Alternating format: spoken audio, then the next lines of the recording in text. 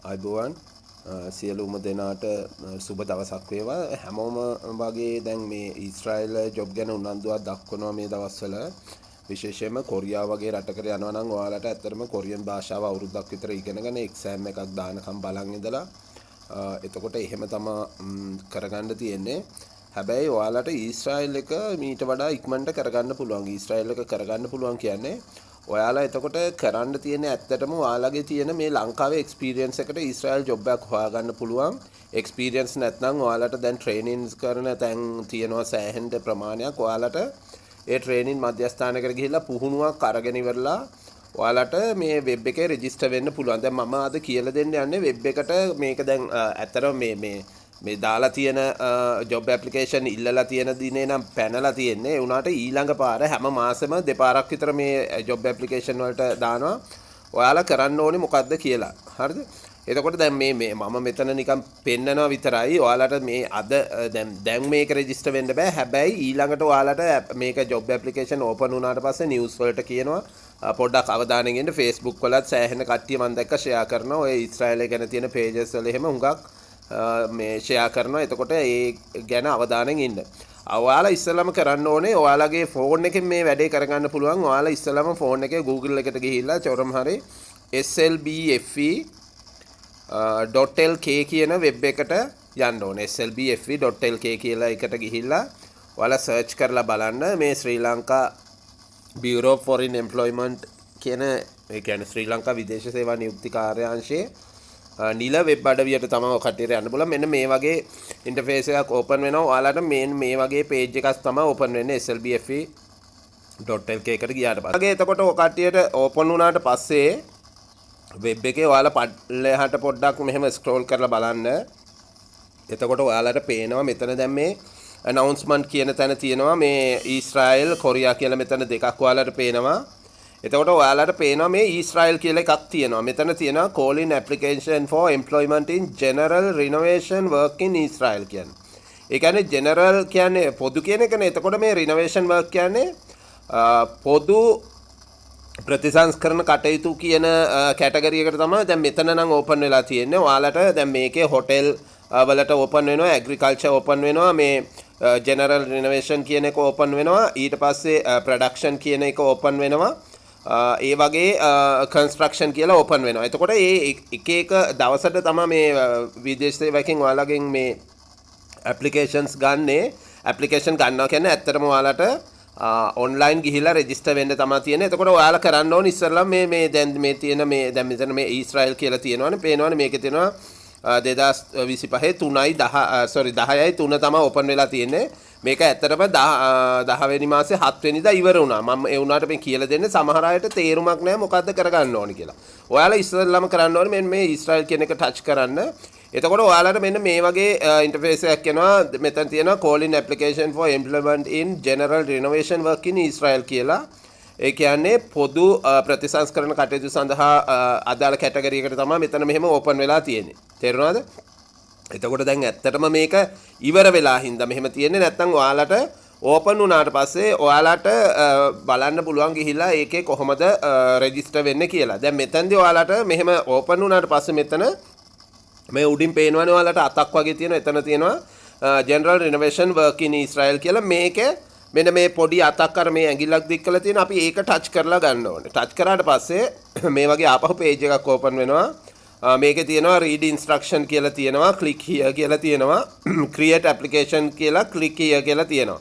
එතකොට check status කියලා click here කියලා තියෙනවා. ඔයාලා application එක submit කරාට පස්සේ application එකේ status එක කොහොමද කියලා ඔයාලට check කරගන්නත් පුළුවන්. ඊළඟට remove application කියන්නේ දැන් සමහරු මේ එකකට ඇප්ලිකේෂන් ඇප්ලයි කරනවා. අපි හිතමුකෝ එක්ස්පීරියන්ස් නැති මොකකට හරි ඇප්ලයි කරනවා ආසාවට. ඒ වුණාට ඊට පස්සේ එයාගේ ඇත්තටම එයාගේ ජොබ් කැටගරි එකට ආවට පස්සේ එයාට ඇප්ලිකේෂන් එක එහෙම වෙච්චාම සබ්මිට් කරගන්න බැරි වෙනවා. මොකද කලින් රෙජිස්ටර් වෙලා තියෙද්දි.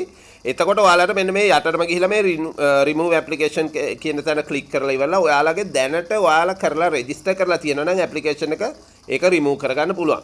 එතකොට දැන් මෙතන මේ ඉස්සෙල්ලාම තියෙන read instruction කියන්නේ ඔයාලට මේ රැකියාවට අදාළ තොරතුරු හරිද ඒ ටික කියව ගන්න පුළුවන්. මෙතන මෙහෙම ක්ලික් කරාට පස්සේ මේක එනවා රිනෝවේෂන් සෙක්ටර් එකට ඔයාලට සිංහලෙන්ද තැමිල් වලින්ද ඕන කියලා මේ සිංහල ටයිප් කරත් ඊට පස්සේ මේ තැමිල් කියන එක ඔකටේ ටච් කරත් මෙතනදී ඔකටේට ඕපන් වෙන පේජ් එකේ ඔයාලට ලැන්ග්වේජ් දෙකකින් එනවා. ඒ කියන්නේ සිංහල ටයිප් කරොත් එහෙම ඔයාලට සිංහල සහ ඉංග්‍රීසි දෙකෙන් එනවා. තැමිල් කියන එක ටච් කරොත් තැමිල් and English දෙකම එනවා. එතකොට දැන් මෙතන පේනවනේ ඔකටේට මේ සිංහලෙනුයි ඉංග්‍රීසියෙනුයි මෙහෙම ආවා. එතකොට බලන්නකෝ දැන් මෙන්න මේ වගේ එකක්. ඔයාලට මේක මම මේ පොඩ්ඩක් ලොකු කරලා පෙන්නනවා. මේකේ තියෙනවා ඊශ්‍රායල් රාජ්‍යයේ ඉදිකිරීම් ක්ෂේත්‍රයේ යටතේ ක්‍රියාත්මක වන ප්‍රතිසංස්කරණ උපක්ෂේත්‍රයට අදාළ 4 වන අධියර යටතේ general renovation work, ceramic tiling work, plastering work රැකියා සඳහා ඇදුම් කිරීම කියන එක තමයි තියෙන්නේ. එතකොට රැකියා කාණ්ඩ තමයි මේකේ තියෙන්නේ. ප්‍රතිසංස්කරණ කටයුතු සිදු කරන්නන් කියලා තියෙනවා. ඒ කියන්නේ පොදු. ඒ කියන්නේ ජෙනරල් රිනෝවේෂන් වර්ක් කියන එකට අදාළව විදුලි පේන සවි කිරීම, බ්ලොක්ගල් භාවිතා කරමින් බිත්ති බැඳීම හා පොටි ඇදීම, ඊට පස්සේ ජිප්සම් බෝඩ් භාවිතා කරමින් ශාලා සකස් කිරීම, වෙන් කිරීම.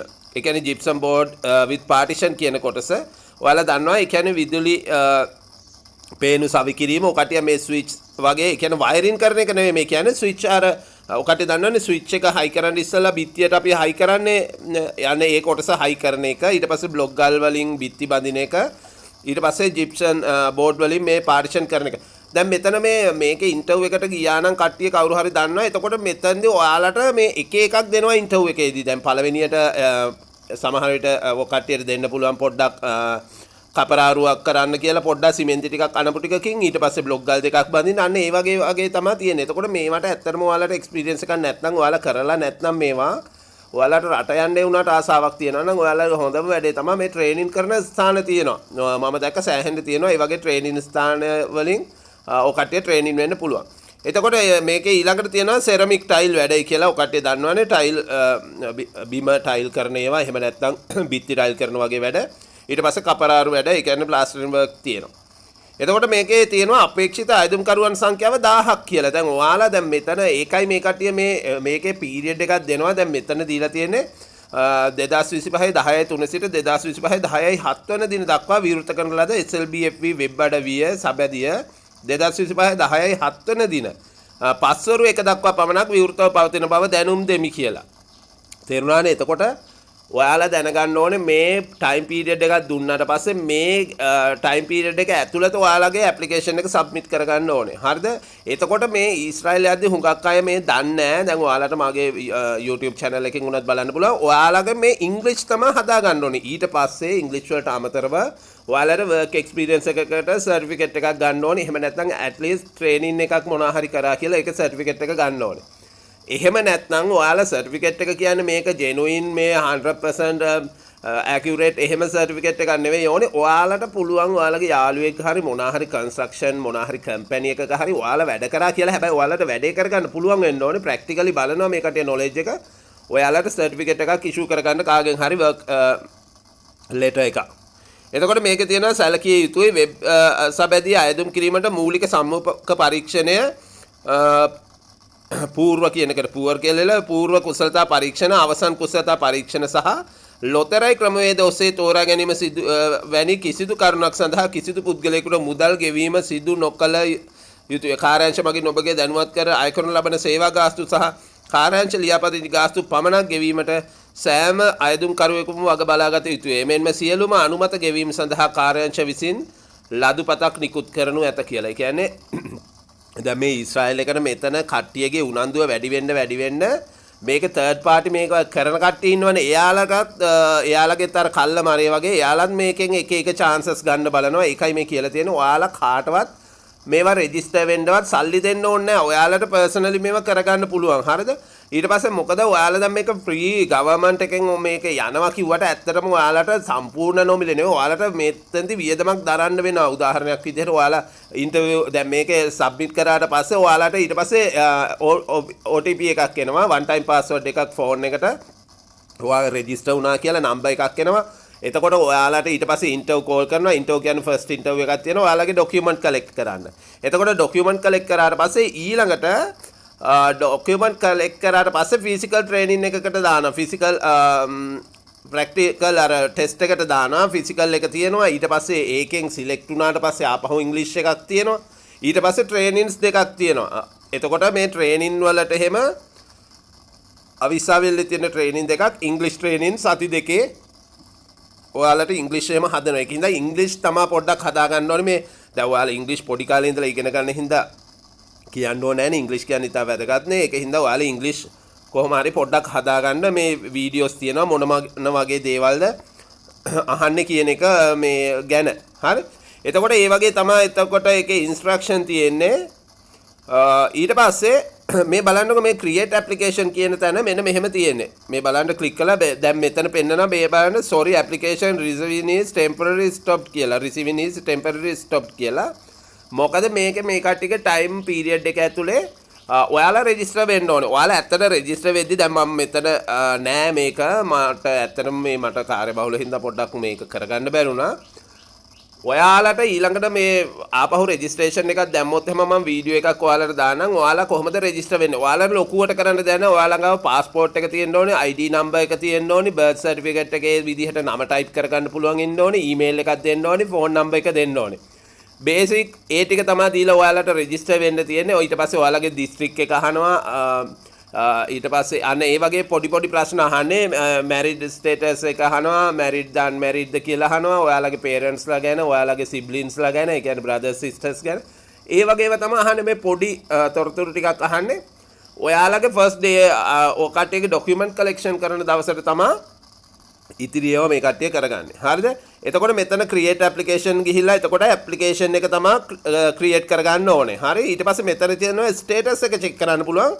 ඔයාලා මෙතන register වුණාට පස්සේ ඔයාගේ මේ බලන්නකො මෙන්න මේ වගේ interface එකක් එනවා. NIC number එකකුයි passport number එකයි ඊට පස්සේ reference number එකක් තියෙනවා. reference number කියන්නේ ඔයාට number එකක් එනවනේ. ඒ number එක මෙතන type කරලා ඉවරලා මෙතන check status දුන්නාට පස්සේ ඔයාලගේ ස්ටේටස් එක කොහොමද කියලා පෙන්නනවා. ඒ කියන්නේ ඔයාලගේ කොතනද තියෙන ඇප්ලිකේෂන් එක නතර වෙලා තියෙන්නේ කියලා.